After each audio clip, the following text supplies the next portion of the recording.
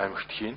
Энэ төлөвлөлтийг аймгийн төвүүдүүд баригдах одоо 1000 орон сууцыг барих, амны орон сууц барих, иргэд өмчсөн газар дээр барилга барих энэ төслүүдтэй бол бас уялдуулж шийдэхээр бол ажиллаж байна. За энд бас улсын төсвөөс тодорхой хэмжээний хөрөнгө мөнгө гарнаа гэж ингэж тооцож байгаа.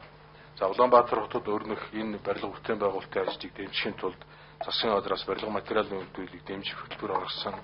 Орон сууц барилгын үнийг бууруулахын тулд гол нэвтрлийн бүтээгдэхүүнийг докторжуулах чиглэлээр Монгол банктай бас гэрээ байгуулсан байгаа. Энэ дагуу барилгын материалын үйлдвэрлэлийг дэмжихэд 370 гаруй тэрбум төгрөгийг одоо зарцуулахаар туссан. За дээр нь бол одоогийн явж байгаа 6% хүүтэй зээлийг тодорхой хэмжээнд үргэлжлүүлэх, цаашдаа орон сууцны санхүүжилтийн шинэ механизм гаргахаар ажиллаж байгаа. За энд бол моргжийн зээлд эхний ээлжинд 800 орчим тэрбум төгрөг гаргах бололцоотой. За үүний эсхээр хуулийн одоо үндэслэл бичиг баримтыг бас боловсруулж ажиллаж байна.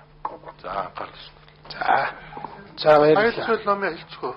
За энэ нэг ийм байгаа. Энэ засгийн газраар 7 хоногийн өмнө Улаанбаатар хотын 2020 он хүртэл хөгжлийн тодтол 2030 он хүртэл хөгжүүлэх үзэл баримтлалыг хэлэлцээд тэгээ улсын хурлд өргөн барьсан.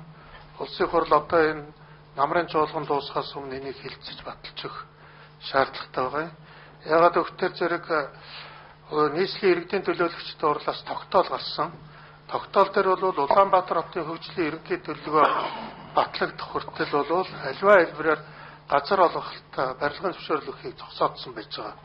Тийм учраас энэ тогтоолын өөрөөр энэ их хурлаар төлөвлөгөө батлагдах шаардлагатай байгаа гэдгийг хэлмээр байна. Хоёрд нь бол энэ хөгжлийн ерөнхий төлөвлөгөө энэ Улаанбаатар хотын 2020 он хүртэл ерөнхий төлөвлөгөө батлагдахтай зэрэг одоо энэ хөгжлийн яамны Батбаяр сайдын танилцуулах гэж байгаа энэ дэд үтсийн наривчилсан ийм торууд одоо хурдны замын бүтцүүд эдгээр гарч ирж байгаа юм. Тэр дэд нөгөө хөгжлийн яамнаас бол тавьж байгаа их чухал санал нь юу гэхээр зэрэг аль болох олон замтай байя, олон одоо замтай байя гэдэг их зөв зарчим тавьж байгаа. Энэ замын тор нь бол өөрөө нөгөө гэр орооллыг дахин төлөвлөх нэгжүүдийг маш зохистой бүрдүүлж өгч байгаа ач холбогдолтой юм аа. Ийм хоёр зүйлийг одоо нэмж хэлээд. Тэгээ гуравд нь бол шин суурьшлийн бүс рүү бол барилга барих гэдэг байна. Энэ барилга байгуулалтын яамтай ярьсан. Барилга байгуулалтын яамтай яриад яасан гэхээр зэрэг ер нь энэ бол яаж бодоод үзэхэд бэлтгээд бол гүйцэхгүй юм байна. Энийг гээд ингэж байжсэн гэтэл байдал өөр байна. Одоо жишээ нь Улаанбаатар хот дээр одоо барилгын зөвшөөрөл янз бүрийн газрын зөвшөөрөл энэ янз бүрийн асуудал яригдчихэж байгаа юм. Дандаа энэ нөгөө барилга гэр ороод нөгөө хоосон талбай руу яваад байна. Хөрөнгө оруулагч нар. Хэрвээ хөрөнгө оруулагчдыг энэ жил хоосон талбай дээр нэг ялангуяа шинэ яарм гэдэргээ төсөл хэрэгжүүлэл эхлэх юм бол ерөөсөө гэр орол руу хөрөнгө оруулагч нар орохгүй байдал руу орчих гээд байна. Энэ бол тэгвэл их хүнд байдалд оруулна. За бид нар ярьсан шүү дээ. За баярлалаа. За одоо гудамж хөтөлбөрийг хэрэгжүүлэх тухай эдийн засгийн хөгжлийн сайд Батбаяр танилцуулга хийнэ. За ерөнхийлөгч эдийн засгийн газрын гишүүтэй. Өнөөдөр засгийн газрын хурлаар агаарын бохирдол хөрсдийн бохирдлын тухай асуудлыг авчилцаж байгааг холбогдуулан эдийн засгийн хөгжлийн яамнаас гудамж төслийг тав хүндээ танилцуулж байна. Ерөнхийдөө агаарын бохирдол хөрсдийн бохирдлыг адилах гол үндсэн зам бол энэ гэр хорооллыг оролцуулж болох асуудал байгаа. Дээр нь энэ төвжирлийг арилгах асуудал гэж байгаа. Энэ нь үндсэн шийдэл. Тэгвэл тэр үндсэн шийдэл хүрэхийн тулд бид нар ямар ч санал болгож байгаа юм бол гудамж төслийн санал болгож байна. Ингээд хэвлэл мэдээлэлхнийгээ дэлгэсэн дагааны хамгаалахыг хүсэж байна. За би цаг байгуулж давчраж ярьчих. За бид нар гудамж төслөө авч үзэхдээ 3 хэсэг тууж авч үзэж байгаа. Хотын төвийн хэсэг, гэр хороолол, хурдны зам гэж. За хотын төвийн хэсгээ бид нар өнөөдөр байж буцаач юу гэж үзэж байгаа гудамжгүй хот гэж нэрлэдэг байгаа. Яагаад бид нар гудамжгүй хот нэрлэж байгаа та бүхэн таньж өгье. За Улаанбаатар хотын төвийн хэсгийн төлөвлөлт харагдаж байна. Энэ төвийн хэсгийн дээр ногоо нь замууд байж байгаа. Энэ бол одоо 50 доод хийгдсэн төлөвлөлт байж байгаа. Энэ төлөвлөлт дээр явж байгаа. Энэ харууд нь болохоор тэрүүд баригдсан барилгууд нь байж байгаа. За ингээд цаашаа явъя. 60-аад он барилга нэмэгдээд байна. 70-аад он барилга нэмэгдээд байна. 80-аад он барилга нэмэгдээд байна. 90-аад он барилга нэмэгдээд 2000 он барилга нэмэгдээд боловч зам нэмэгдэхгүй. Ийм байдал хүрчихсэн. Дараагийн. Тэгээ юу ч өнгөрсөн 40 жилийн хугацаанд Энэ саяны хотын төв хэсэгт барилгын талбай 9 дахин нэмэгдсэн байна. Харин зам талбай ерөөсөө 0.4 дахин нэмэгдсэн гэж байна. Энэ юу гэсэн үг вэ гэхээр бид нар үнэхээр годомжгүй хот болчихжээ. Замын дац хэтэрчжээ гэдэг үгэлж байгаа хэрэг. Дараагийн. Тэгэхээр хотын төв хэсэг гэж байна. Хотын төв хэсэгтээ бид нар судалгаа хийж үзээд хаашаашаа 800 м газар байж байгаа. Одоо 40 мянган хэсэг тийм үү? Энэ дээр манайд ингээд дөрвөн блок байж байна. За цаашаа. Манай дээр энэ хаашаашаа 800 м газар дөрвөн блок хот бусад газар дээр адилхан талбай дээр хичнээн блок байгаа харж байгаа. Одоо энэ Финланд Хельсинки хот байж байна. Цаашаа. Сапро байж байна. Шарн гудамжууд баггүй. Стокгольм байж байна. Цаашаа. Вашингтон байж. Өөрөөр хэлэх юм бол хаашаашаа 800 м талбай дээр манай болохоор ийм цөөхөн гудамжтай нөгөөдөө ийм олон гудамжтай байхгүй. За цаашаа. Эндээс юу харж ирэх юм ерөнхийдөө ийм талбай дээр бусад орондууд тийм үү? Нийт талбайхын хэмжээ дотор зам талбай хэмжээ бол 30-аас дээш хувьтай байдаг байхад манай 9% байж байна. Гудамжийн тоо 10-аас 20 байхад манайд 6хан байж байгаа. Ийм учраас бид гудамж хэрэгтэй гэж үзэж байгаа. За цааш. Тэгээ бид нар үүсгэхдээ үгүй бидэрт өндөр өргөн зам хэрэгтэй биш олон зам хэрэгтэй гэж үзэж байгаа. За цааш. Тэгээ гудамж гэдэг одоо тайлбарч байгаа. Одоо урд нь бид нар зам дэвс гэж одоо гудамж томьёол орж байгаа. Гудамжийн өргөн ойлголт, хотын ойлголт. Гудамж гэж юу вэ? Энэ бол авто зам, явган зам, гэрэлтүүлэг, гэрлэн дохио, газар дээрх болон доорх дэд үс, цэвэр усны шугам, захилгаан холбоо, уян усны шугам, бохир болон дулааны төв магистрал шугам байж байна. Ногоон бол гудамжийн дизайн шийдэхэд энэ бүгд авч амарч байгаа. Энийг ингэж хэрэгжүүлж үзье. За энэ дээр үгээ гудамжид харуулсан ба за энийг явуулчих тийм ээ ойлгомжтой учраас. Одоо бусад оронд ямар гудамж байдаг тэрийг хийе гэж. За энэ дээр одоо манай төгжил яагаад үүсэж байгаа? Төгжил үүсэж байгаа чинь утааны шохроо машин хэлж байгаа тийм үү? Машин зүгээр хурдтай яваад байх юм бол утаа маш бага гардаг. Зогсчихвол юм бол хүн дараа дээр зогсвол юм бол тутуу шаталт үүсээд утаах гардаг. Тэгэхээр төгжлийг арилгана гэдэг бол автомашины утааныг багасна гэдэг гол асуудал. Өнөөдөр яаж А цэгээс Б цэг хүрэхэд тоош явж байгаа байхгүй тэр харж байна тийм үү? Ингэж явахдаа цаг их орж ийн бензин шатч төгжл үүсэх. Тэгвэл энийг болиулах гэж байгаа. За чааш. Тэгээ одоо манай хотын төв хэсэг ийм байгуул энийг дараагийн байдлаар өөрчлөж хийж байгаа. Өөрөөр хэлэх юм бол маш олон гудамжтай болж хийж байгаа. Энэ шилэр зурцын улаанууд бол энэ дахин Улаанбаатар хотын төв хэсэг дахин төлөвлөлтийн ингэсээр Улаанбаатар хотын төв хэсгээр 119 шинэ гудамж бий болж байна. Гудамжтууд тарсан байшингууд бол бизнес аягүй таатай орчин бүрддэг. Тэнд үйлдвэр үйлчлэгээ явагдах боломжтой болдог. Энэ байдлыг нэг талаас үйлдвэр үйлчлэгээ нэмэгдүүлэх, ажлын байр бий болох асуудал шийдий. Нөгөө талдаа олон гудамж бий болгосноор төгжлийг арилгая. Эсрэг асуудлыг дэвшүүл тавьж байгаа маа. Дараагийн нэг асуудал явж байгаа. Өнөөдөр манай ингээд төгжил үүсэж байгаа нэг шалтгаан бол энэ замын уулзрууд байж байгаа. Бид нар төлөвлөлт муутай хийсэн учраас замын уулзрууд хөрөөний шиг болсон. Одоо энэ дээр харагдаж байгаа жишээ гэх юм бол энэ 100 айлын 20-с очиж байгаа зам байна, хөндлөн зам байж, доошоо энэ 11 дэх хорлоор явсан зам байж байгаа. Ингээ хөрөөний шиг юм зам байж байгаа бол энэ хөрөөний шиг замыг дөрвөн замын уулзрууд өөрчлөж хийж байгаа. За яа гаргаад ийм байдлаар өөрчилчихөө. Тэгэх юм бол одоо дөрвөн замын уулзрууд чинь төлөвлөгөө бол шуурхай болох нэг дараагийн жишээ. За одоо энэ үл юу гэж 3 дэх хорлол байж гин өргөө километрын тэнд 6 дахь жолоороос орж иж байгаа зам байж гин. Ийм байж байгаа. Одоо яадаг вэ санаа мэдэж байж буцаач. Доороос ирж байгаа зам ингэж яваад ингэж тойроод энд ирээд баахан төгжил үүсдэг. Нөгөөх нь ингэж яваад төгжил үүсдэг. Тэгвэл энийг дараах байдлаар өөрчилж гэж байгаа.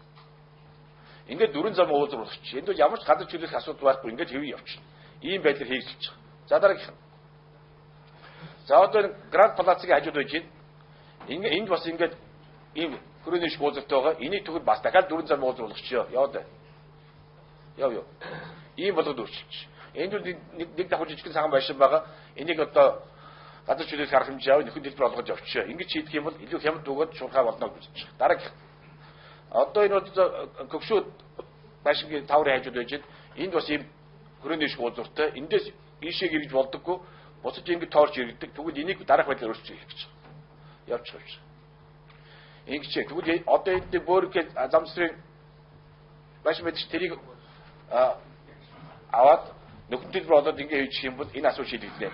Ийм маягаар Улаанбаатар хотод одоо бидний тоод үсээр 33 уулзар байна. Энэ 33 уулзрыг энэ жил буюу 2013 оны доо багтаагаад өөрчлөе гэдэг асуудлыг одоо хоттойгоо одоо холбогдох ямар дотор бидний төлөвлөлөөр бэлтгэл ажилд орсон байж байгаа. За одоо тэгээд нийт хотынхаа иргэдэд хандаад хэлэхэд бол ерөөсөө өөрсдийнхээ амьдарч байгаа газар дээр ийм уулзрууд байна уу гэдгийг Google-ээр ороод бүгд үзчихээ. Google-ээр одоо гараад харчих тийм үү. Энэ мэдээнүүд бид нэр өгөх юм бол олон болгоод гэж байгаа учраас ингэсээр хажуугаар баг хөрөнгө зараад богино хугацаанд хотын төвжирлийг асуудыг шийдэх боломж байгаа шүү гэдгийг хэлж байгаа. Тэгээ хамтдаа нэг өөрчлөлт хийж гэж. За дараагийн асуудал гэр хороол. За сая гэр хорооллын тухай ярьсан. За хурдан явчихтоо. Гэр хорооллыг олон одоо юутай болж хийж байгаа юм л да. Төвдөө бол одоо энэ шараар харагдаж шүү дээ. Энэ шараар харагдаж байгаа гэр хорооллын одоо өнөөдөр нутаг дэвсээр харагдаж байгаа. Тэгвэл энэ мэн гэр хороол байж байгаа. Гэр хороол гэхтэр дандаа нэг шавар шахуус гудамжтай тийм үү? Эдгэж байдгүй болё. Хотын төвийнхээ сайхан амьдарч байгаа гэр хорооллох ягаас сайхан амьдарч болдоггүй би. Тийм учраас ийшгээ гудамж хөтөлбөр хэрэгжүүлж хийж байгаа. Гудамж хөтөлбөрийн энийг ч үгүй авц зам руу явах, явган зам руу явах дид бүтцэд орно гэсэн үг. Өөрөөр хэлэх юм бол гэр хорооллынхныг орон сууцтай ус өсөлтийг бодлого хангаж гэж байна. Тийм учраас дараагийн асуудал төвшүүл тавьж байгаа. За ингээд торолцсон байж чинь өөрөөр ингээд торлох юм бол энэ чинь гудамж гэсэн үг нийтдээ 700 орчим километр шинэ гудамжийг бид нар бий болгоход төлөвлөж байгаа. Ингэж хийснээр бид нар үндсэндээ одоогийнхаа энэ зам эмх замраг төлөвлөлт буутай буцааж.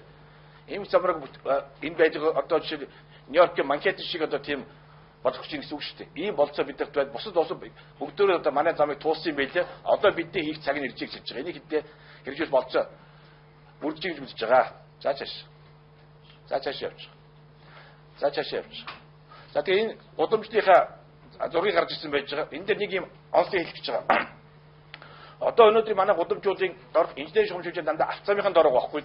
Тэгэхээр бид нар юун төлөө газар ихтэй гэж үзээд энэ инженерийн шугамжуулжийг авц замынхаа дор биш өргөн явган зам бариад явган замынхаа дор хийе гэж. Тэгвэл яаж өнөөдөр нэг зам барьдаг нөгөө байгууллага нэрээр зам авддаг ийм байдлыг таслан зогсоо гэсэн үгээс энэ асуудыг дэвшүүл тавьж байгаа маа. За тэгээд цаашаа яах вэ? Нэг нь тэгээд олон блокуудыг үүсгэсэн блок дотроо дахин төлөвлөлтийг иргэд өөрсдийнхөө орцоодоо хийх ёстой. Тэгээ аль блок төр иргэд өөрсдөө дахин төлөвлөлтөө ийм замаар хийсэн байна уу? Тэр блок руу блок доторх дид бүтцийг нь барьж байгуулах асуудыг төр өөрсдөө санхүүг нь гаргаж иргэд өөрсдөө энийг бүтээн байгуулах ажил хийх юм аа. За энэ бол нөгөө дахин төлөвлөлтийн асуудыг төлөвлөж үзүүлж чинь харуулаа явчих тийм үү? Ийм байдлаар өөрсдөө гэхдээ энийг хийн хийх вэ? Иргэд өөрсдөө хийнэ, өөрсдөө оролцоотой. Иргэд энэ одоо нэг блок гэдэг одоо 300 айл байлаа 300 айл хоорондоо ингэ харилцаж өгөхөөр энэ одоо төлөвлөлтөө хийгээд өгөх юм бол энэ танай блок доторх тийм үү? Дэд бүтцийг төрийн санхүүжүүлж хийх гэж байна. Дараагийн асуудал хурдны зам. Өнөөдөр одоо дэлхийн бүх орнууд хурдны замтай манайд хурдны зам байхгүй байж байна. Тийм учраас одоо бас 21-р зуунд амьдарч байгаа монголчууд хурдны замтай бол их хийж байгаа. Нөгөө талаас авц замын төвжил дэндүү болсон учраас төвжирийг шийдэх хувьд гэх юм бол хурдны зам гэж асуудал үзэж байгаа. Тэгээд дараах хурдны замуудыг барьж болох асуудал хэлбэж байна. За тэгээд эхний асуудлыг үзүүлье.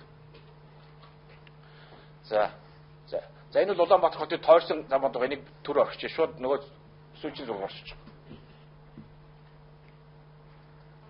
За энэ зурган дээр танд анхаарлыг хандуулах үзэж манай Улаанбаатар хотын урт нарийнхаа отоо туудын голоор дагцсан. Тэгээ хойшоогоо болохгүй Сэлбийн голоор дагаа явцсан. Тэгээд хэдэн ам руугаа орчихсон юм л хот байгаа байхгүй. Тэгвэл одоо бид нар энийг яаж шийдэх вэ гэвэл хотын зүүнээс баруун тишээ явхад бол одоо хүндрэлтэй байдаг бол туул голынхоо эргийн дагуу дадангаа сайжруулаад голынхоо тийм үү голдролыг сайжруулад үерийн усны хамгаалалтаа хийгээд туул голын хойдлын дадангийн дагуу хурдны зам барьяг асуул төвшүүл тавьж байгаамаа. Энэ бол 30 км хурдны зам. Энэ бол хурдны зам буюу өөрөөр хэлбэл гэрлэн дохоогүй зам. Нэг ч гэрлэн дохоо байхгүй. Гэрлэн дохоогүй замаар 30 км замд 15 минут явна гэсэн үг. Тэгвэл хотын зүүн зэгээс баруун зэг хүртэл 15 минут явдаг болчих юм бол асуудал ямар болох хэн ч гэсэн ойлгомжтой. Хотын төв ачаал нэрс буурнаа. Энийг бид нар 13 онд барьж байгуулахад төлөвлөж байна.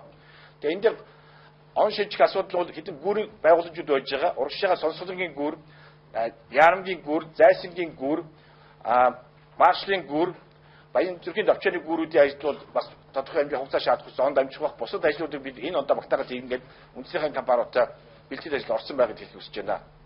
Өөрөөр хэлбэл байгууламжаа хийхдээ бид нар иймэрхүү гацуудыг хийж өгч байгаа. За цаашаа. Буцаад орчих. Буцаад. Дээр нь энэ жил юу хийх гэж юм бол энэ хойшоогоо Сэлбийн голын дагуу явуулаад тангаа хүртэл тийм үү? Майхан толгой хүртэл хурдны зам барьж үзэж байгаа. Тэгэх юм бол дадангаа яваад энэ даданг яагаад сонгож авч байгаа дадангийн дагуу явах юм бол энэ дэр газар чөлөөлөх асуудал гарахгүй болчих. Газар чөлөөлөх асуудал гарахгүй үед чинь төвийн шуурга хийж болох үлдчих. За хотын төвийн хэсэгт бол тэр 100 айлын гүүрний тэндээс хөгжөө 2-р эмнэлгийн гүүрний тэндээс энэ дөнжин гар хүртэл одоо гүүрэн зам гэж бид нэрдэг гүүрэн зам тавигдана. Бусад хэсгүүдээр ердийн зам тавигдаад явах болцоотой. Энийг бас энэ онд хэрэгжүүлье гэж үзэж байгаа болно. Ийм маягаар бид асуудыг шийдэх бүрэн болцоо байна. Ингээд бид нар юу гэж шийдэж байгааг манай барилгачид замынхан байна энэ бүх ажлуудыг хийж чадах юм бол эдийн засгийн хөгжлийн яам бол хөрөнгө оруулалтын ирүү саадгүй их болцоог бүрдүүлсэн байгаад хэлхийг хүсэж байна. Баярлалаа. За баярлалаа. За одоо ингээд саяны танилцуулга хийсэн засгийн газрын гишүүд ба нийслэлийн засаг дарга хотын даргаас асуух асуулт байна уу? За засгийн газрын гишүүд эхэлжээ. За Тэрвш тавг сайд, Болд сайд, алуу гар өргөж байгаарай. Хаяг сайд, Эрдэнэ сайд. За энэ дөрвөн сайд асууя. За дөрвөн сайд асууя. За хэд хэдэн асуулт байна. За ер нь бол иймэрхүү танилцуулгыг засгийн газар дээр байнга явуулж байгаа. Өнөөдөр нэлээд өргөн үрээтэй танилцууллаа. Юуны агаарын бохирдлын үед 2-3 асуулт байна. Нэгдүгээрт энэ за гэр хорооллыг суугчуулах асуудал гэж нэлээд ярьж байна. За энэ тодорхой үр дүнгээ өгж байгаа хаа. За хамгийн чухал асуудал дэлхийн нийтээр хэрэглээд байгаа нэг чухал асуудал бол сэргээгт эрчим хүчний асуудал. Монгол улс нарны эрчим хүч, салхины эрчим хүч, гүний, газрын гүний дулаангийн ийм 3 эрчим хүчээр бол илүү байдаг.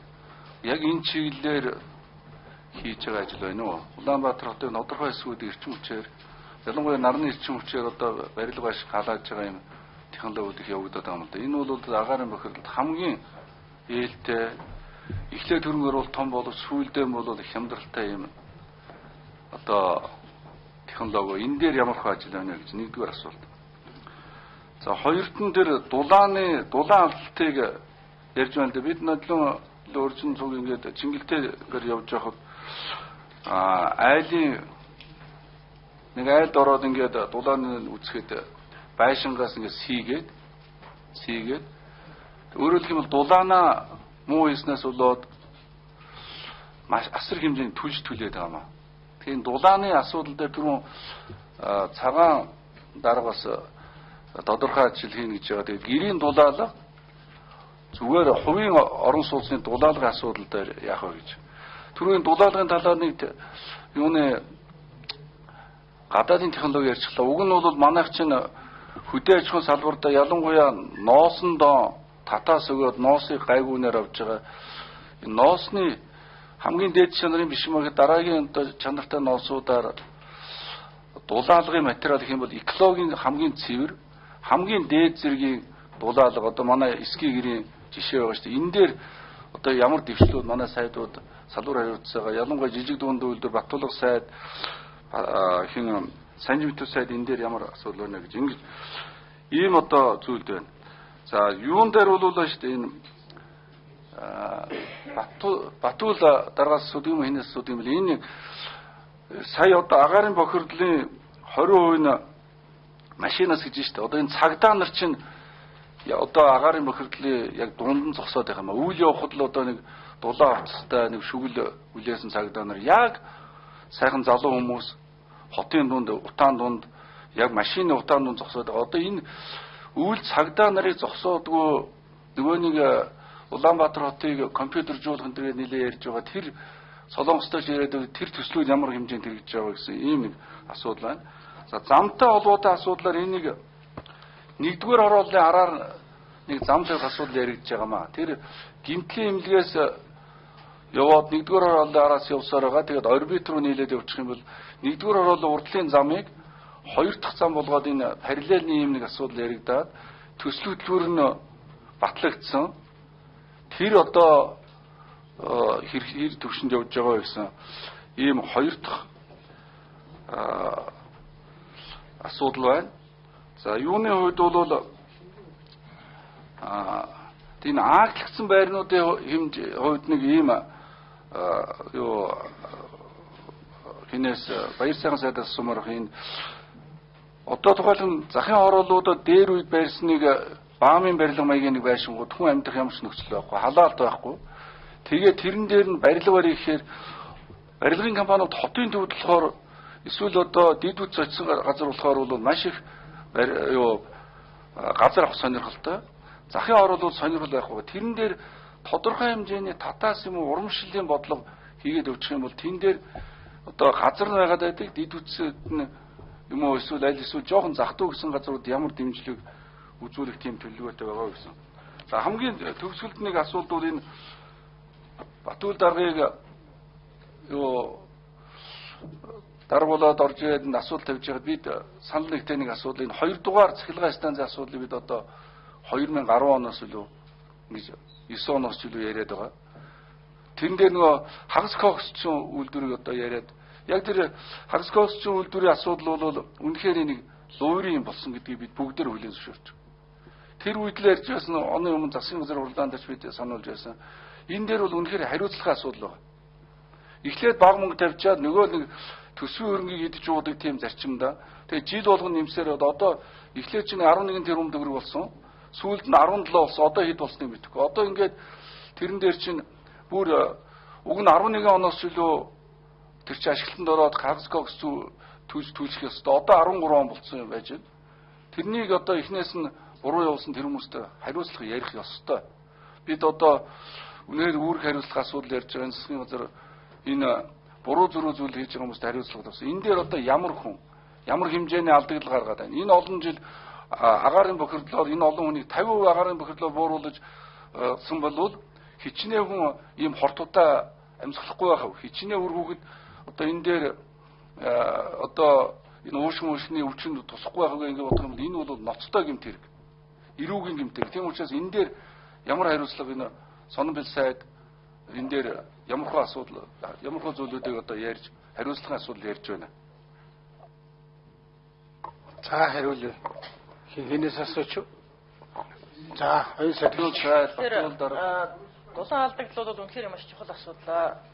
Тэгээд мянганы сорилын сангийн хүрээнд бол айлуудыг гэрийн дулаалга сайжруулсан гэрийн дулаалга татаас өгөх гонгох гээд за энэ ажлыг хийсэн байгаа. Тэгээд тоог нь бол манай цэвэр агаар сангийн бас хин хөрс хэл мягмар даргын тэр хэлнэ тийм ээ. Ер нь бол мянганы сорилын сангийн санхүүжилт үйл ажиллагаа нь энэ жил дуусж байгаа. Тэгээд цаашаа энийг бас бид дотоодынхаа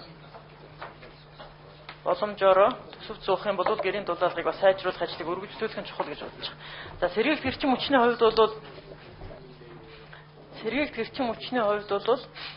сая нэг Японтай юу байгуулсан шүү дээ бид нар нүүрс зөрөгчийг бууруулах хамтарсан кредитийн механизм гэх тэр хүрээнд бол бид нар судалгаа явуулах гэж байгаа. Энэ аллагдсан Улаанбаатарын аллагдсан дүүргүүдэд байгаа нам даралтын зуухаар халаадаг ялангуяа төсвийн байгууллага сургууль цэцэрлэг эмнэлэгч гэх юм уу. Тэднийг энэ сэргийлт гэрчим хүчээр дулааныг хангах боломж технологийн шийдлийн хувьд бол байна уугүй юу гэж. Ямар ч захиргааныг бол шийдэх боломжтой ч гэсэн дулааныг зохицоор нь шийдэх боломж байгаа уугүй юу гэдэг дээр бас судалгаа хийгдээд боломжтой бол тэр төсөв зөвлөрийн хүрээнд хийх ёстой гэж бодож байгаа зүгээр.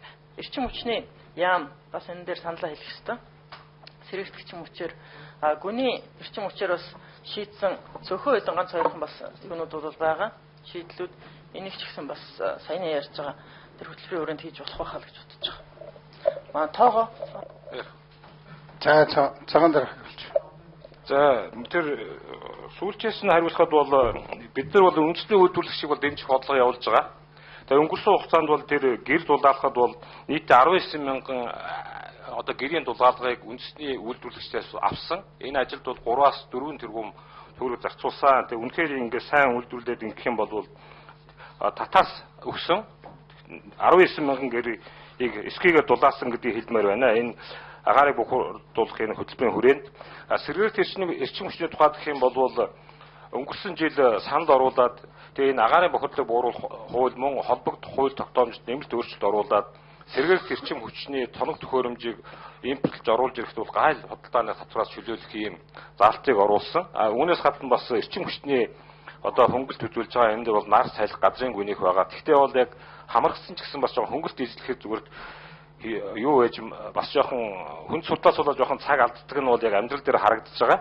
Ягаад гэвэл би түрүүн хэлсэн дээр эрчим хүчний хөнгөлт авдаг хүмүүсийн 50% нь баг хамрагч чадахгүй байгаа гэсэн. Гэтэл зүгээр амьдрал дээр зүгээр энгийн жишээ гэхтэл одоо манайх хичээл газрын гүний нарны хадлаад модон жил 9 сар тавьсан. Тэгэл дөнгөж хэдхэн хоногийн уртл нөгөө эрчим хүчнийхээ хөнгөлтийг л авч явах жишээтэй. Тэгээд эрчим хүчний нөгөө нэг тийм байгууллагуудын бас хүн сурталтаач гэдэг юм уу юутай ч юм уу холбоотой юм жоохон ажил урагш явж байгаа нэг тийм юм байгаа.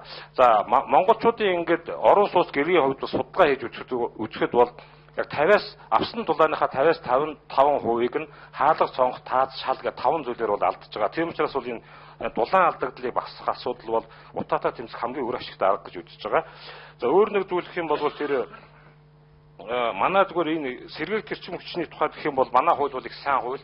Feed in tariffs гэдэг одоо дэмждэг ийм сайн эрчим хүчний хуультай зүгээр хэрэгжилт нь бол одоо бодиттой болох гэж байгаа. Энэ жил бол Newcom компани шугамаар 50 мегаваттын анхны салхин одоо станц бол ашиглалтанд орж орон тэгээд цаашаа өргөжчих байхаа гэж ингэж бодож байна.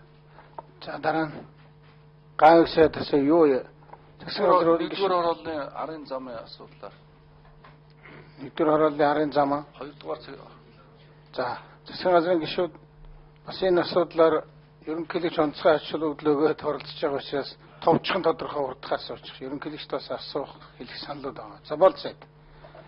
Тэгэхээр тодорхой зарчмын юм асуух гэдэг юм л да.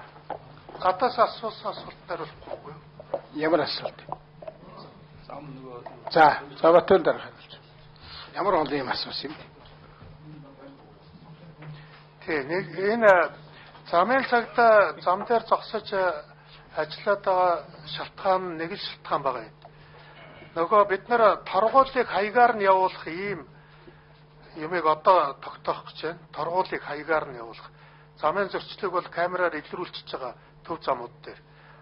Тэгээд нөгөө хариуцлагын тооцохдоо хаягаар нь явуулдаг ийм зохион байгуулалтын арга хэмжээ хийж байгаа. Энэ дээр саяхан 2 яам нийслэлийн засаг даргын хамтарсан шийдвэр гарсан. Тэгээд одоо энэ хаягаар нь торгуул зөрчлийн хариуцлага тооцдог юм бий болчихтой зэрэг цагдаа нар заавал зам дээр зогсох шаардлагагүй болно. Одоо бол нөгөө зам дээр зогсож хариуцлага тооцохоос өөр аргагүй байдалд орчиход байгаа маа гэдэг. Хэрэгчлээс зогсохгүй гэж хэлмээр байна.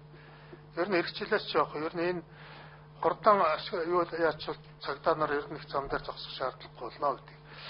За хоёрдугаарт нь тэр баамын барилга шиг барилга бол энэ баян зүрх дүүрэг рүү их байдаг юм аа. Орос цэргийн ингүүд байсан. Тэгээд тэнд нь одоо манай иргэд ороод суудсан. Тэгээд энэ ийм ер нь дулаан бохрын хангамжгүй байсан хуучин байшингуудыг шинчилж өөрчлөлттэй зэрэг хаан уул дүүрэг рүү бол хөрөнгө оруулагчид сонирхоод орчод байгаа юм. Баян зүрх рүү бол орж өгөхгүй. Тэгээ бид нар нөгөө усаар 5 өдрөө хурдан тавиад ингээд эрэхтэй зэрэг бол хөрөнгө оруулагч нар орон дахин төлөвлөлт хийгдээд тэгээ тэнд бол асуудлыг шийднэ гэж ингээд төлөвлөсөн байж байгаа гэдгийг хэлье. Гэхдээ эхлээд хэсэгчилсэн байдлаар зураг төслөө хийгээд хэсэгчилсэн байдлаар дулаан хангамж бус асуудлыг шийдэх маягаар эхлүүлэе гэж байгаа энэ жилээс бол баян зүрх дүүрэг дээр 14 дугаар хором дээр эхлүүлэе гэж байна. Тэр бас нэг асуудал нь бол юу байгаа юм аа? Энд дулааны цахилгаан станц хоёрын асуудлыг бол бид бас цагаас дарга бид нар очиж үзсэн. Тэгээд нийслэлээс бол энэ асуудлаар хариуцлага тооцох гэхээр манай өмчийн харьяаллын байгууллага биш. Бид нөгөө нэхэмжил гардаггүй. Тийм учраас энэ дээр сонон бэл сайд хариулах бах. Би цагаан дарга хэлсэн дээр нэг зүйлийг нэмж хэлэхэд бол энэ Улаанбаатар хотод Германы засгийн газрын санхүүгийн дэмжлэг тусалцаатайгаар орон сууцны ялангуяа угсармал орон сууцыг дулаалах ийм туршилт хийх амжилттай болсон. Энэ нөгөө нарны титэмгээд нөгөө худалдааны төвийн хойд талд нэг орон сууцыг дулаалгын материалаар дулаалсан. Орон сууц нь дулаалга нь бараг 30% хэмнэгдсэн. Хэрвээ нийслэлийн угсармал орон сууцуудыг ингэж дулаалах энэ бол яг Германы тал хийсэн гэхээр Германы тал энүүгээр одоо дэлхийд хамгийн туршлагатай нөгөө зүүн Германы угсармал орон сууцуудыг тэд дулаалж ихчүүлсэн юм байл л дээ. Тэгээд нөгөө Германы талын энэ туршилт амжилттай болсон. Одоо бид Германы элчин сайдын яамд хүсэл тавьсан. Энэ одоо энийг бүх орон сууцсан дээр хиймээр байна гэж. Энэ дээр тусламж дэмжлэг үзүүлээч гэж. Тэгэх юм бол баг нэг том станц, дулааны станц барих хөрөнгө хэмнэгдэл шийдэгдэхээр асуудал. Тэг 3 дахь цахилгаан станц хэмнэгдчихэж байгаа нь. 3 дугаар цахилгаан станц шууд хэмнэгдээ явчихж байгаа. Тэгээ 290 байшин дулаан хийгээд хэмнэгчих болцоод. Өөрөөр хэлбэл цахилгаан станц барих мөнгнөөс 2 дахин бага үнээр л дулааны хэмнэлт гаргачихж байгаа юм. За. Гинтгийн шиний ярихгүй шүү. За бол сайн. Одоо та энэ бид нар зөндөх юм ярьж байгаа шүү дээ. Гинтгийн хурал дээр нээлт хийгээд ийм болоод ингэдэг. Тэгээ ерөнхийлөгч ярин за товчхон асуугаад миний хувьд бол зарчмын асуудал. гинтхэн та нарын хурал дээр 3 дугаар цахилгастаас байхгүй. Энэ юм уу яхан бодож яар. Маш их олоодаа бид ярьж засгийн газрын хурлаар оруулж байгаа шүү дээ. За болцоо. Энэ бол би бол зарчмын асуудал тавих гэдэг юм л да. Үнэхээр энэ утаа энэ бохирдлыг шийдвэрлэхэд одоо бид гол нь сэтгэлгээ, бодлогын том шинжил шаардлагатай. Энэ өнгөрсөн жилийн улсын хурлын сонгуульд нам оролцохдоо бол иргэдэд газар өмчлөх асуудлыг бүрэн шийдвэрлэнэ. Өмчлсөн газрынхаа эрхийг одоо санхүүгийн эргэлтэнд оруулах бодит боломжийг бүрдүүлнэ гэдэг. Энэ манай засгийн газрын мөрөө өвлөж байж байгаа. Энэ хүрээнд бол улсын хурлын 7 гишүүн бид одоо тодорхой хуулийн төсөл өргөн барьсан байгаа. Тэгээд эрхлэн онгоос хэлсэн л дээ. Тэгээд энэ хуулиудын төсөлдөр одоо барилга хот байгуулалтын яам, нийслэлийн засаг дарга одоо ямар байр суурьтай байгаа вэ? Яг гэхээр бол одоо бусдын туршлагыг харахад бол зөвхөн одоо урт турш одоо дэлхийд бохирдлаараа нэг туршгаа Бээжинд яваад үз. Тэнд бол яг төвлөрсөн социалист одоо системтэй орно. Тэнд байгаа гэр хорооллуудыг бол нүүлгээд том орон сууцны хорооллууд байсан. Эргээд одоо бохирдлаараа бол одоо яг манайхаар бол гэр хорооллоо тийм ээ. Тэгээд энэ бол эргээд өнөөдөр бол ямар байдал төрж байгааг та ойлгож байгаа. За арчилсан талаас гэх юм бол энтгэд орно дөнгөж би өвдөлтөд энтгэс хэлээ л дээ. Энтгэд бол бас яг адилхан агаарын бохирдлын асуудал бол хурц тавьж. За тэнд арчилсан учраас айлуудыг нүүлгэж чадахгүй. Тэгээд тэр ядуурал бол үнэхээр газар авсан учраас энэ агаарын бохирдлын үндэслэл ядуурал байгаа. Адил Монгол улсад өнөөдөр та бүхний презентацтэй байж нийт ухааны 60%, 0.3% газар дээр амьдарч байна. Бид цаашаа энэ төвлөрлийг сааруулах энэний цаана ядуулыг бууруулахгүй бол өнөөдөр бид агаарын бохирдол одоо энэ нийгмийн том асуудлыг шийдвэрлэх ямарч болцоогүй гэдэг нь бол нотлогдож байна. Тэгэхээр өнөөдөр ядуу иргэн гэж энийгээ хэлэх үү гэхээр өмчгүй иргэн гэл. Өмчтэй болохын тулд өнөөдөр бидэнд бол дэлхий дээр нэг хүнд ноолдох газрын хэмжээр Монгол улс нэгд орж байна. Гэвтэл тэр бүх газар нь эзэнгүү 0.3% дээр нийт хүн аманд төвлөрөх энэ зам руу бид цаашаа одоо ингэж яваад байна. Энийг зогсоохын тулд одоо энэ иргэдээ газартаа нь бол газрын өмчөж өмчөө мэдж байгаа нөхцөлд бол өнөөдөр Монгол улс одоо энтгэх шиг олон хүнтэй учраас энтгэх бол газар өмчлийн асуудлыг шийдэж чадахгүй ядуур бол аль бүхтэй орж байна. Хятад шиг бид нар төвлөрсөн коммунист улс биш учраас өнөөдөр бол иргэдээ бол одоо үүдээ газар өмчлөлгүй байлгаж цаашаа бол ийм явах бидэрт ямар шаардлага байхгүй. Ингээ үзэлээр бол бид энэ давуу талаа өнөөдөр хэрэгжүүлж нийгмийн энэ том асуудлаа хамгийн үндсэн асуудлыг бол шийдэх энэ хуулийг гаргах тал дээр бол та бүхэн дэмжиж ажиллах уу гэдгийг асууж байна. Коммунист асууж байна. За, хэнээс асууж байгаа? Гоо бүгсээд гэж байхгүй. За. Баяр сайхан сайд Батүл дарга. За. Товчхон. Улсын их хурл дээр хэлцэгдэж байгаа хууль байгаа. За.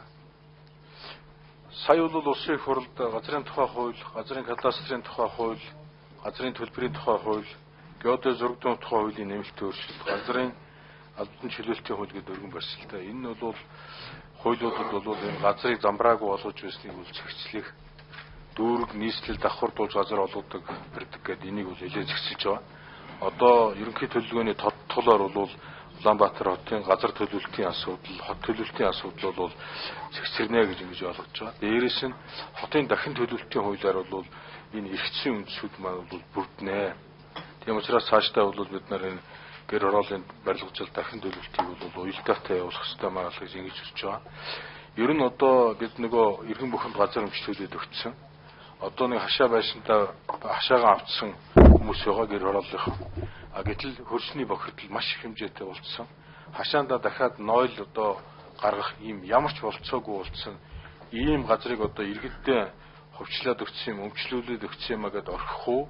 Эсвэл энэ дээр шинэ бодлого байх уу? Иргэдтэй хамтарч тэдний олон нийтийн оролцоотойгоор цаашдаа энэ барилгажил дахин төлөвлөлтийн ажлыг явуулах уу гэдэг асуудлыг л одоо төр бол онцгой анхаарал тавьж шийдэх ёстой юм байна гэж ингэж л ойлгож байгаа. Тэгээ манай иргэд ч гэсэн энийг бол ойлгож байгаа юм шиг үлээ. За Батүл. Тодорхой асуулт. Бид бол бүрэн дэмжиж байна. Одоо их хурлаар хурдан гараа сайл гэж бодож байна. За. За дараагийн гайвал сайд. За энэ юуны агаарын бохирдлын асуудал үнэхээр бас гамшигын асуудал гэж гамшиг болсон байна гэж ерөнхийлөгч тодорхойлж хэлжсэн. Энэ бол тийм асуудал байсан гэж. Тэгээд за үндэсний хороо бол бас нэлээд ажиллажээ. Бас энэ дээр чинь хуультай болсон. Тэгээд хийсэн ажил барих юмтай болсон. Тэгээд ажил хийгээд энийг дүгнээд дараагийн хаах хэмжээтэй төлөвлөж явах нь бол маш зүйтэй юм аа гэдэг. Өнөөдөр бол үнэхээр Монгол улсад тулгамдсан нэг намрын асуудлыг яригдж байна гэж ингэж хэлэх нь гэр хооллох биш юм. Монгол улсын хүн амын 50% нь Улаанбаатарт амьдарч байгаа утааны асуудал эрүүл мэндийн хохиролтой гэдэг ийм асуудал юм аа гэж ингэж хэлэх байна. Тэгээд нэг зүйлийг тодруулахад утаа гол хийгдэж байгаа асуудал бол утаа баг гаргадаг зуух, утаа багтай түлш гэсэн ийм арга хэмжээнүүд явагдаж иржээ гэж харагдаж байна. Тэгээд гэр хооллын 62 орчим хувьд нь 100 тараагдсан байна хөнгөлтэй үнээр. Гэтэл утаанд агаарын бохирдолтой дах тэр хорт процентных нь хэмжээ тэрэн оюун гишүүн график харуулж ирсэн. Нэг шар шугам нэг жоохон зайтай байгаа, жоохон сайжирсан гэдэг. Энэний үр дүн ийм дэвшинд байгаа шалтгаан хойштоо бол энэ тэгээд ер нь бол нэгэнт гэр хооллыг ихэнх нь 100 тараагдж байгаа юм чинь энэ асуудал ер нь бол ямар байдлаар явах бол ямар арга хэмжээ төлөвлөх шаардлагатай вэ? Нэгдүгээр асуулт. Хоёрт нь тэр хоёрдугаар захиргааны станц дээр хагас когш түлш барих асуудал нь манай салбар дээр байгаа. Ажлын хэсэг ажилласан урьдчилан байдлаар санал дүгнэлтэд танилцуулсан. Зүгээр эхнээсээ л нөгөө мордгон хазгай болцсон юм бэл. Зүгээр бүр энэ дээр нэг анхаарах зүйл үл яаж юм гэхээр гадаадын улс оронд үйлдвэрлэлт амьдралд нэвтрээгүй технологиг манай давцарж дуршдаг.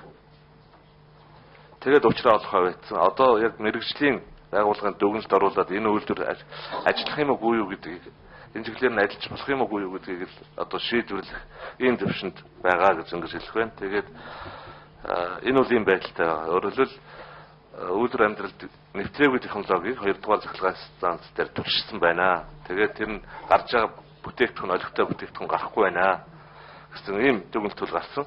Тэгээд энийг хайш нь явуулах, өргөжлүүлэх үү, зогсоох уу гэдэг шийдвэрийг бол одохгүй засгийн газар танилцуулж шийдэх болно гэж ингэж хэлэх байна.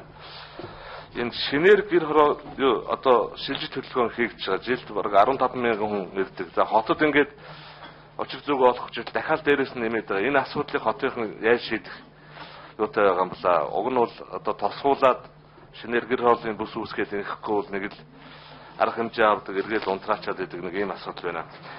Нийслэлийн хотын хөгжлийн ерөнхий төлөвлөгөөг за хот байгуулалтын тухай хуулийн жишээ 2004 онд анх хэлэлцээр эхлүүлж байсан. Энэ 14-р хороо бол иж бүрэн дэд үтсэн шийдэгдсэн байгаа. Одоо барилгын асуудал нь яасан. Тийм учраас дэд үтс шийдэх гэж байгаа бол Баян зүрх дүүрхийн тухайд бол өөр гэр хооллыг сонгох ёстой юм аа гэж хэлмээр байна. Уус 15-ын асуудал өөрөөр Баян зүрх дүүрэг бол барилгахгүй байгаа шалтгаан бол дулааны асуудал байдаг. Энэ уус 15-ын асуудал хэр дэвшинж явж байна гэсэн нэг юм асуултыг тодруулах гэсэн юм аа байдал. За хариулъя. Хин хариулах үлээ. Оёсоо. Тэгэхээр гавь их садаа юм байгаа. Нийт агаарын бохирдлын 60%-ийг гэр хороол гаргаж байгаа гэж үзээд за тэр 60%-ийнх нь 100-ных нь 60%-ийг солисон байгаа тийм ээ. Тэгэхээр 60%-ийн 60%-ийг солино гэхэлэр чинь дунд тэр нь 30% болж байгаа. Агаарын бохирдлаа. Гэтэл яг нөгөө тодорхой 100хан дээр тэр яндангаа сайжруулсан 100-ны яндангаас гарч байгаа хийт хорт хий ялангуяа тэр тоосон цар болохоор 40-с 80% буурж байгаа. Өөрөлдөл байшинтай гэрийн зуухтай бол нэг 40-с 60%, а яг гэр бол нэг 80%. Тэгээ ингээд энийг математикаар тэгээ тооцоод энгийн тооцоо ихлээр бол сая тэр агаарын чанарын төлөв байдал ялангуяа тэр тоосон цар дээр болохоор 10-аас 20% буурсан тоо гарч байгаа. Яг энэтэйг бол таарад байгаа. Өөрөөр хэлбэл энэ агаарын нийт бохирдлын 60% гэж хэлж байгаа. 60%-ийн 60% солиод тэгээ тэр нь бохирдлынхаа нэг 40-с 80% бууруулаа гэдэг ингээд тооцохлоор бол яг 100 солиход бол ямар нэгэн байдлаар тэр 100 богинохоо хугацаанд 100 солихоос өөр аргагүй.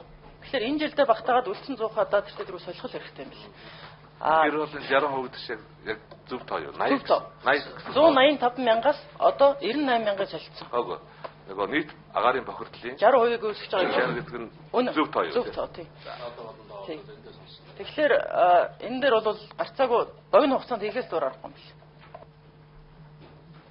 За өөр болсон уу? За ингээд асуулт асуулаа одоо надаас гацаар асуу. За Батүлээс ямар асуулт? За хариулчих Батүл. Иргэдийн энэ Улаанбаатар хотод одоо шилжин ирж байгаа нүүдлийг яаж зогсоох вэ гэдэг асуудлаар л асуусан гэж ойлгосон тийм ээ. Гэр ороолыг. Тэгээд энд би товчхон 3 шалтгаан байгаамаа. Нэг нь бол одоо тий зогсоох харин тий. Яаж тий зохицуулах вэ гэж. Энэ хоосон орон зайгаа бид нар маш хурдан одоо болд сайдын гаргаж байгаа энэ газар өмчлөлийн хуулийг л одоо их тэрч чадсан үлээж байгаа шалтгаан тэр хоосон орон зайгаа маш хурдан эзэнтэй болохгүй бол хотод хоосон орон зай байвал зайлшгүй тэлнэ тэрийгээд байгаа. Зайлшгүй шинээр сүлжээлчин сууршилчд нэрдэг. Манай төрөлцсөн ирсэн нөгөө Эрнандо Сото гэдэг хүний гол одоо хэлсэн зүйл тэр шүү дээ. Энийг бол юугаар зогсоож чадахгүй. Тийм учраас энэ болд сайдын өргөн барьсан газар өмчлөлийн хуулийг оруулаад маш хурдан энэ хотын хоосон орон зайг бол эзэнтэй болгож өмчилж өгөх шаардлагатай байгаа гэдгийг хурдан эзэнтэй болох хэрэгтэй байна гэж. Хоёрдугаарх нь бол мэдээж хэрэг энэ бүтээн байгуулалтын ажил ойр үед Улаанбаатарт их төвлөрчих гээд байна. Тэгэхээр бусад газарт бүтээн байгуулалтын ажлыг эрчимжүүлэх шаардлагатай гэдгийг хэлье. Тэгээд гуравт нь бол одоо бид нар энэ ерөнхий төлөвлөгөөний дагуу газрын хяналт хуваарлтаа сайжруулах юм чанд арга хэмжээ авах ёстой л гэж хэлмээр.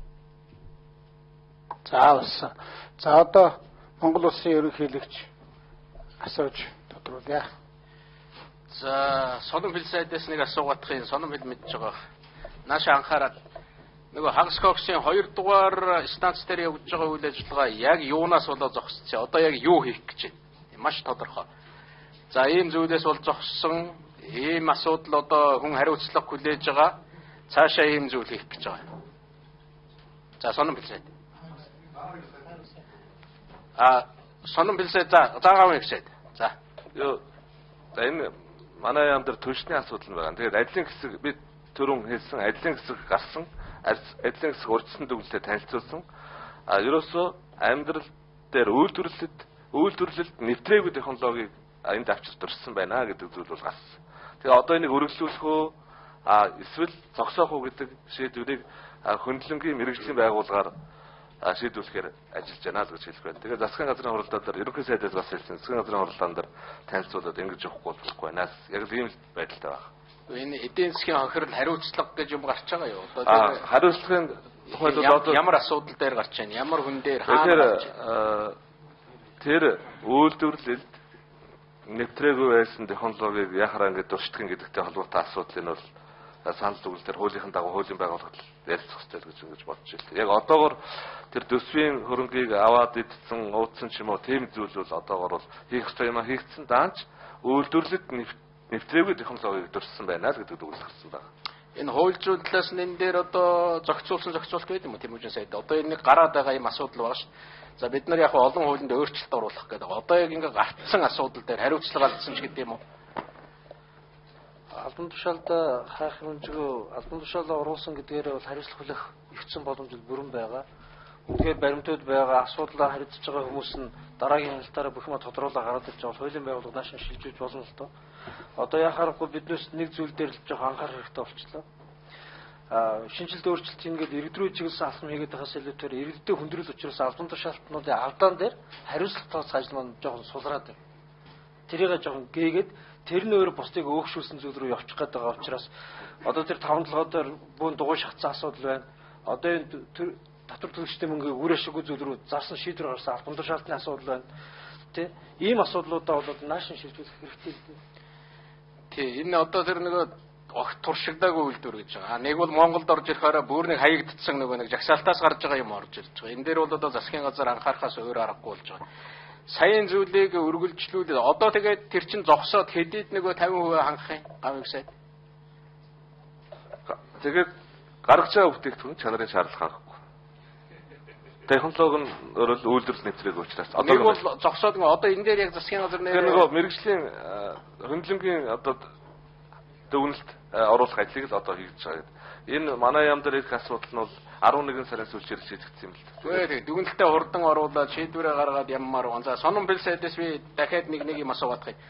Нөгөө 5 дугаар цэцлэгээ станцын асуудал шийдэгдсэн үү? Одоо нөгөө баригдаж эхэлэх үү? Энэ хавар юу болох вэ? За сонон бэл сайд. За 5 дугаар цэцлэгээ станцын газрын байшин нэлээд маргаантай байсан. Өнгөрсөн онд нийт 7 удаа орж газрын асуудлыг шийдсэн байгаа. Ингээд хөгжлийн яам манай яам хоёрын хамтарсан ажлын хэсэг гэрээ хэлтсийн ажлуудыг хийсэн байж байгаа гэж ойлгож байна. газрын асуудлыг шийдсэн одоо юу явж байгаа? Тендерийн асуудал явж байгаа юм уу? Тендерийн шалгалт явагдсан. Одоо гэрээ хэлцэл хийгдэж байгаа. Одоо гэрээ хэлцэл хийж байгаа. Гүйцэтгэгчтэй нь одоо ярьж байгаа юм уу те? Тий. Уудын шалгаруулчихсан байсан компанитай нэрнэ гэж байгаа юм уу? Тий, хийгдэж байгаа. За нэггээр хэлбэл концессийн газар, хөгжлийн яамны концессийн газар байгаа гэж ойлгож байна. Манай яамнаас бол үндэстэй гараа явсан. за одоо бид нар чинь нэг засгийн газар энд нэг баг л ажиллаж байгаа. Тийм учраас манахаас гарсан, тийшээ явсан, бид шийдсэн, энэ шийдээгүй байгаа гэдэг юм байхгүй. Яг л нэг барьж авсан асуудлаа дуустал хойноос нь яваад үр дүн гартал араас нь шийдэхгүй л бол ингээд асуудал яваад байгаа. Батүл дараагаас нэг юм асуугаад байгаа. Хөрсний бохирдолгээ сая их ноцтой асуудал хөндөд байгаа. Тэгээд манай энэ хөрсний бохирдол ч одоо бүр гүний худгийнхаа хэмжээр орцсон байна гэж би ойлголоо шүү дээ. Гүний худаг гэдэг чи одоо нэг 40 м ухад 100 м зарим газар ухаж гэнэ үү тийм ээ одоо яаж ухдаг вүлээ? Тим хэмжээнд орцсон. Тэгээ манайх чинь энэ одоо тэр бохирийнхаа асуудлыг холормын энтергээд химийн аргаар шийддэг. Одоо тэнд гэр байж болохгүй юм бол гэр хороололд тэр хөрсөн дээр байшин яаж барих гээд байгаа юм бэ? Дээрээс нь миний хамгийн гол асуух гээд байгаа юм нь одоо тэнд 8 худаг хаагдчихад байна шүү дээ Батүл дарга. Тэгэхээр энэ Улаанбаатарын энэ орчинд хаанаас тэр усны их усүрээ авах гээд байгаа. Одоо 8 дээр чинь дахиад 8, дахиад зөндөө худгууд хаагдаад нөгөө усаар хангах гэсэн чинь нөгөө шинэ хороол, нөгөө гэр хороол босч байгаа барилгууд чинь одоо усны хангамжгүй болоод ингээд зогсчул яах юм бэ?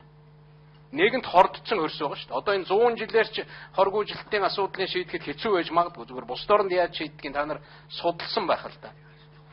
Тэр усаар хангах. Одоо тэр бохирчод шүү дээ. Хаанаас тэр шинэ барилгуудаа усаар хангах гэж байгаа юм бэ? Тэр бохирийн асуудлыг нэгэнт бохирдсан тэр 100 м бохирдсан байгаа тэр жордлонгийн асуудлыг яаж шийдэх гэдэг. Тэр гэр орооллын бохирын асуудлыг шийдвэрлэх ерөөсөө ганц зам нь бол нөгөө ариудах татварыг татах цэвэрлэх байгууламжтай болгох. Тэгээ нөгөө одоо шууд нөх ухаал тэгэл тэндээ бийсэж чадбайгаа шүү дээ. Тэрийг л маш хурдан зогсоох хэрэгтэй болчиход байгаа байхгүй юу? Нэгдүгээрт нь тийм учраас нөгөө энэ дахин төлөвлөлт хийж инженерийн байгууламжтай бол би цэвэрлэх байгууламж руу явуулъя гэдэг нь. Одоо хордсон юм яах юм одоо? Хордсон өрсөө одоо л ийм хоёр арга хэмжээ авч байна. Нэг нь бол солонгосуудтай хамт шинэ их усүр илрүүлсэн. Хайгуулаар тогтоогоо шинэ их усүр ашиглалтанд оруулж байна. Яарамгийн дэнжид. Дээшээ нь гачууртын их рүү бол Японы төслөөр бас шинэ их усүр. Энэ бол нэг шинэ их усүрүүд гаргаж авч байна. За энэ хуучин 8 болвол актлэгдсэн. Одоо шинийгээ зүгээр яаж хамгаалах уу гэдэг асуудлыг л бид одоо ярьж байна да. Энэ хүнд яаж хамгаалах вэ гэдэг нь технологийн хувьд шийдэхэд их хүнд юм байна лээ. Хамгаалах ерөөсөө цорын ганц арга зам нь бол ерөөсөө тэр ханыг одоо битүү хамгаалтанд авах. Тийм хэмжээний одоо гүнд хамгаалтын ихэд их хэцүү. Тийм хан барина гэж байхгүй. Одоо 20 метрийн өндөртэй хан ч юм уу 100 метрийн өндөртэй хан газрын гүнд барина гэж байхгүй шүү дээ. Шинийг л одоо ингэж бохирдуулахгүй авч үлдэх тийм л арга зам байгаа. Цэвэрлэх байгууламж юу болсон бэ? 2 жилийн өмнө ярьж байхад Улаанбаатарын цэвэрлэх байгууламж асар ноцтой байдалд байна. Одоо төсөл хэрэгжээд, хөтөлбөр хэрэгжээд энэ шинэ барилга, шинэ бохир шилжихэд одоо гэр хороол руу бид нар шугам тавина шүү дээ. Тэр чинь нөгөө цэвэрлэх байгууламжийн ачааллыг нэмнэ. Энэ одоо шийдэгдэхээр байгаа юу? Цэвэрлэх байгууламж төв цэвэрлэх байгууламжаа бол янзлсан одоо өөрөөр хэлбэл засварлсан. Гэхдээ цэвэрлэх байгууламж нь нөгөө хитрхи их ачааллаасаа болоод хүчин чадал нь хүрэхгүй байгаа. Тэгээ нэмж цэвэрлэх байгууламжийг нисэх яарамгийн цэвэрлэх байгууламжийг л бас л гадны төсөлтөд яриад л хэрэгжүүлэх гэдэг үзээд байна. Гэр оролдоор хэсэгчилсэн цэвэрлэх байгууламж байгуулах болцоог бол Азийн хөгжлийн банкныхан судалж байгаа юм аа. Хэсэгчилсэн. Цэвэрлэх байгууламжийн асуудал нөгөө бид нэр асуудлыг эхнээс нь ахуулаад дуустал нь харахгүй болвол нэг газар барилга барь нэг газар ингэнгээ тэгээд яг тэр нөгөө бохир нь гараад хаана дуусах хаана цэвэрлэгдэх үү гэдэг хүртэл нь харахгүй бол асуудал явахгүй байгаа. Одоо бид нар нөгөө арширэнд нэг бахан мөнгө өгж байгаа. Ороод ирдэг, бөөн химийн бодис урсна.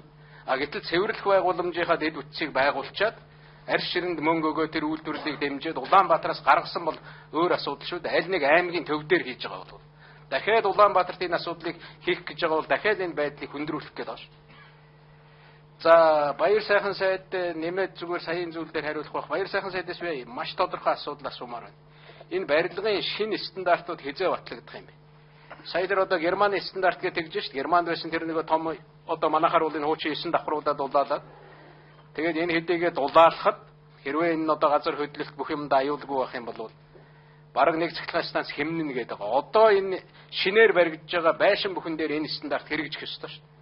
А Улаанбаатарт бүр өндөр стандарт байх шүү дээ. Одоо яг энэ стандарт нэвтрээд хэрэгжээд эхэлсэн юм байна. Одоо яг өнөөдөр барилгын зөвшөөрөл авахд давхар энэ стандартыг шаардж байгаа юм байна уу? Энэ Улаанбаатарт хүндрэл учруулахгүйгээр асуудлыг шийддэг. Баяр сайхан сайд одоо энэ орж ийн үү? Ороогүй бол хэдийд орох юм? Ер нь бол барилгын норм дүрмийг шинжлэх хөтөлбөр боловсруулах ажлын хэсэг гарчид ажиллаж байгаа. Ятар цаашдаа норм дүрмүүд энэ мэрэгжлийн зөвлөлүүдээр дамжуулж хэвчүүлээд дэд сайдаар ахлуулсан шинжлэх ухааны техникийн зөвлөлөөр шинжлэх ажлыг бол хийн. Ер нь бол одоо манайд нэвтэрч байгаа норм дүрмүүдийг маш түргэн хэмжээнд үндэснийг болж нутагшуулах ажлыг бол хийж байгаа. За тэр Азийн банк юуны хотуудын холбоо гэдээ байгуулга бол Улаанбаатар хотод судалгаа хийгээд ерөнхийдөө энэ дулаан алдалтыг угсрал барилга дээр багасгахын тулд бол 460 тэрбум төгрөг хэрэгтэй гэж гаргасан. Энийг ингээд үе шаттайгаар явбал одоо хэрэгжүүлчих юм бол төрүүчийн Батул дараа хуучны нь ойлгочлоо. Баярсаа. Одоо шинээр барьж байгаа барилган дээр яг өнөөдрөөс хэрэгжих юм бэ? Шинэ барилгууд дээр бол бид нар цаашдаа ер нь бол дулаан алдагдлыг багасгах эрчим хүчний хэмнэлттэй ийм төслүүдийг л дэмжинэ гэдэг чиглэлээр гаргасан. Стандарт хэмжлэл холбогдох норм дүрмүүд бол бас батлагдаж байгаа. За одоо стандартын улсын хэмжээний үзлэг болж байгаа. Тэр энэ үзлэгийн дагуу бол барилгын салбарын стандартуудыг дахиж нэг авч үзээд тодорхой саяын одоо таны хэлдэг энэ шаардлага ёс стандартыг шинжилж батлаа. Одоо нэг зогсох цэг байгаад эндээс эхлэх цэг гэж зарлаад ийм стандарт хэрэгжин тэдэн сарын тэднээс барилга дээр ийм стандарт тавигдана гэдэг ингээд бэлдээл энэ стандарт явж байгаа гэдгээ одоо олон нийтэд мэдээлэл явчмаар байгаа юм л да. За тэр үстэй уг сайдаас асуулт байгаа. Стандартаас гадна за стандартандаа хариулж байгаа. Тааш нэг стандарт хэмжил зүүн агентлагийг хариуцдаг. Тэр агуулгаараа. Стандартаа Монгол улс гэсэн тийм хөтлөөр стандарт хэмжил зүүн зураагаан болгож ажиллаж байгаа. Одоогийн байдлаар Монголд нийтээ 6200 стандарт байна. Яам болгоноод одоо төрийн нарийн бичгийн дагаар ахлуулсан 6200 стандартаа бүгдээр нь үзлэг хийж байгаа. Тэгээ энэ 6200 стандартаа хэрэггүй стандарт бас зөндөө байна. Хэрэгтэй стандартууд байна. Шинжлэх өөрчлөх стандартууд энэ ажлын хэсэг 2 дугаар сарын сүүлчээр бүх ажлынхаа одоо нав дээр танилцуулаад 4 сарын сүүлч гэхэд бол шинэ стандартууд боловсрогдоод 5 сараас хэрэгжиж эхэлнэ гэсэн тийм төлөвлөгөөтэй ажиллаж байгаа. Одоо нэг хөтөлбөр батлаад хэрэгжүүлнэ бол удаад байгаа. Одоо яг тулгымцсан асуудал. Энэ нөгөө барилга дээр жишээлбэл тулгымцсан асуудал одоо шийдээд явах хэрэгтэй. Тэр үстэй уг сайдаас нэг юм асуугаад. Газар хөдлөлттэй холбоотой асуудал бол тэр үстэй уг сайдаа. Улаанбаатар хотод ойрын 1-ээс одоо 20 жил. Энэ бол 2 жилийн өмнө яригдчихсэн шүү дээ. Газар хөдлөлт 7-оос 9 баалын одоо хүчтэй газар хөдлөлт болох магадлал асар өндөр байна гэдэг. Шинжлэх ухааны байгууллагууд нь судлаад Улаанбаатарыг тойрсон нөгөө гүнжийн хагарал, эмээлтийн хагарал, нөгөө хустайн хагарал 3-ыг судлаад яваад байгаа. Жил ахих тусам Улаанбаатарыг тойрсон газар хөдлөлт 2 дахин нэмэгдээд байгаа. 350 удаа жилдээ хөдөлдөг байсан бол одоо энэ жил 12 оны дүнгээр 700 удаа болчиход байгаа шүү дээ. Тэгээд 7 баалын газар хөдлөх юм бол ерөөсөө энэ Улаанбаатар энэ одоо 70% тэгтээ тэргүй энэ барилга одоо ингээд дүгнэлт нь гарцсан байгаа. 70% нь бол нурхаар байна. Эннээс айх биш бэлтгэлтэй бай гэдэг. Одоо та нар яг юу хийж байна? Энэ дээр хийж байгаа одоо энэ дээр би зүгээр сүүлийн үед сонсоод байхад энэ аюулгүй зөвлөлд мэдээлэл оруулж ирэх ёстой. Сонсоод ингээд хараад суугаад байгаа. За үндэсний аюулгүйн зөвлөлөөс өнгөрсөн жил чиглэл өгсөний дагуу гамшигаас аваалах төв дээр яг энэ газар хөдлөлтийн асуудлаар нэгж байгуулсан. Засгийн зорилгоонд оруулаад энд нэгж байгуулад 2-7 хоногийн өмнө засгийн зорилгоонд оруулаад 24 хүний одоо нэмж нэгж байгуулад одоо эх 7 хоногт яг энэ газар хөдлөлтийн асуудлаар тусгайлан над дээр асуудал танилцуулагдаад танд танилцуулна гэдэг би өчигдрөөс хэлсэн. Өнөөдөр энэ асуудлыг үдээс хойш би тэр нөхдүүдийг цуглуулсан байж байгаа. Цуглуулна тэгээд тодорхой саналаа үндэсний аюулгүй зөвлөлийн тэргүү танилцуулна. Олон нийт аж ахуйн нэг олон нийт танилцуулах ажил, олон нийтийг бэлтгэх ажлаа байнга хийж юмэр байна. Улаан сайдаас нэг ганц товч асуулт асуух гэсэн. яг орон нутагт аймаг суманд цуглуулад аваад тэгээ зарцуулдаг татвар гэж одоо хэдэн татвар байна. За ийм татварыг сум нь аваад сумын иргэдийн хурал нь шийдэж байгаа. Шийдээд одоо мэдээ татварыг хуулиар тогтоодог улсын хурал энийг мэдж байгаа. Тэгээ манай хуулийн дотор дээдлийн тогтоогоо чөлөөлөлт багасгах барих гэдэг олон асуудал байгаа шүү дээ. Бид нар энийг олон жил яриад одоо яг ийм татварыг авж байгаа. Энэ нь ингэ төвлөрж байгаа. Цаашаа ингэж шийдэх гэж байгаа. Зүгээр татвартай холбоотой. Тий. За баярлалаа. Тэгэхээр шинээр мөрдөгдсөн хуулийн дагуу орон нутагт түгээмэл тархацтай ашигт малтмал улс байгалийн баялаг ашигласны татварууд сум аймагт орж байгаа. Ороод зарцуулах их нь байгаа. Энэ жил одоо төсвийн шинэ хуулийн дагуу халамж, байгаль хамгаалах үйлчилгээний бүх зардал үйлчилгээ орон нутгаас санхүүжин. Энэнд орж байгаа бүх татварууд нь ажил үйлчилгээтэйг хамт орон нутгийн эрх мэдэл шилжсэн. За ингээд энэ жил бол орон нутгийн төсвийн орлого өмнөх онтой харьцуулахад 3 дахин нэмэгдсэн байгаа. Тэгэхээр цаашдаа бол энэ өргөжиж ер нь бусад салбаруудаар энэ орлого үйлчилгээ бол одоо хамтдаа орон нутгийн эрхэд үе шаттайгаар шилжиж байна. Орон нутгийн иргэд орлого болоод орон нутагт бүтээн байгуулалт гараад ирвэл нэг Улаанбаатар руу шилждэг юм чинь багасаад эхлэх байхгүй тийм ээ. Тэг хамгийн гол санаад энд байна. Энэ жил орон нутгийн хөгжлийн санд 247 тэрбум төгрөгийн хөрөнгө оруулалтын эрх орон нутагт шинээр нэмж шилжсэн байна. Эдийн засгийн хөгжлийн одоо ерөөсөө бүх төлөвлөлт тэгэл би одоо төлөвлөлтөө зүгээр хэдэн сараас цааш харсныг Батбаяр сайд хариуцж байгаа мэдэхгүй байна. 11 жилээс цааш харсныг эдийн засгийн хөгжил гэж харж байна уу? Нэг сараас цаадахыг хариуцдаг юм уу? Яг хөдөөрөө одоо төлөвлөж байгаа. Сая нэг хотын гудамж гэдэг шиг. За манай сум юм болно. Манай аймагуд юм болно. Тэр одоо хол амьдарч байгаа хөдөөгийн иргэд ийм хэмжээнд амьдрнаа. Одоо бид ийм төлөвлөлт хийсэн байгаа. Нэг бол хийж байгаа гэсэн. Яг ийм зүйл байвал нэг хэлж өгвөл сайн байна. За.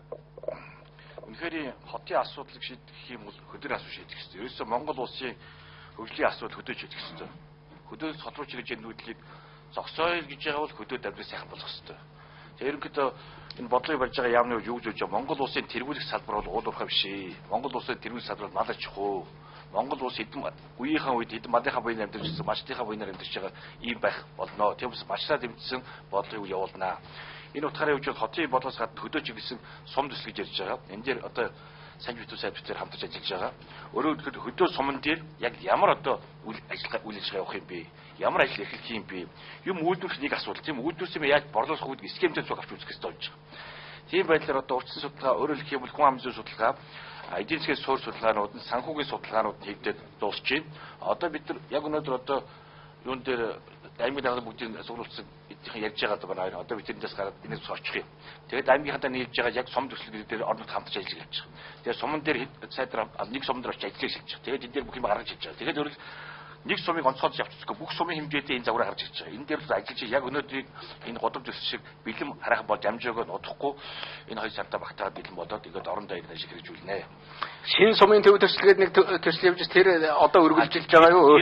Тэрийг явуулж байгаа. Тэгээд энэ 13 оны төсөлд бол 3 сумыг зааж өгсөн байж байгаа. Баян хонгорт 2 сум байж байгаа. Зам үд байж байгаа. Зам үд бол Монгол улсын хамгийн одоо олон хүнтэй аймгийн төв биш сум байж байгаа. Тэнд бол 15 тэрбумд авчирсан байж байгаа. Энэ асуудал энэ 3 сум дээр туршилтын маягаар хийгдэн. Энэ маань энэ онд амжилттай болох юм бол дараагийн сумдуудаа гэж үргэлжлэж явахыг судалж. Өөрөөр хэлбэл хөдөө амьдхан сайхан байх энийг хийж өгөх ёстой. Тэгэхээр малчтын хөтөлбөрийг зөв үйлдэх болох хийж байгаа. Тэр утгаараа саяны ноосны урамшууллын дараа аршины асуудал гарч ирсэн бол ингээд цаашаа сүү махных асуудыг авч үзэн. Өөрөөр хэлэх юм бол бодит баялаг бүтээж байгаа хүмүүсийн амьдрал сайн болдог энэ тогтолцоо руу явуулдаа. Тэгээс ганцхан Улаанбаатар авч үзэхгүй. Гэхдээ Улаанбаатар ийм байл болохгүй учраас боломжтой сануулж байгаа. Энэ боломж зөвхөн Улаанбаатар төсөл биш, аймгийн төвийн төсөл болно. Аймгийн хөдөлгөөн чиглэл хүчсэн байж байгаа. Сая луу болд гишүүн энэ сайд юу асуусан бэ? Сая одоо засгийн газрын гишүүн байж нөгөө өргөн барьсан хуулиа засгийн газрынхаа гишүүдээс суугаад байгаа юм уу те? Улаанбаатарын засаг дарга мдээгүй хууль өргөн барьсан юм биш үү те нөгөө газрын хууль чинь. Одоо Батүлээс юу